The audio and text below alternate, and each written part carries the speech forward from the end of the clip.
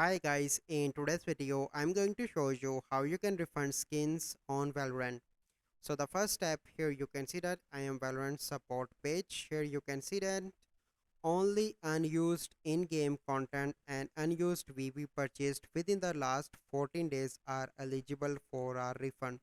And here you can see that you can't get a refund on used weapon skins, upgraded weapon skins levels and variants, weapon skin bundles, use accessories, agents, premium battle passive. So basically you can't. If you, here you can see it is clearly mentioned, but let's suppose your kid or someone else do this and have some skins and you want to refund, so you simply need to submit a ticket and you need to mention your complete case to the support about this and cash refund. So you basically you need to submit a ticket onto the Valorant and then the support team will help to solve your issue, but it is totally depend on the support. So this is the process.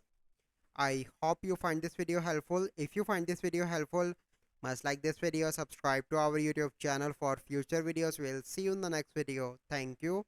Have a good day.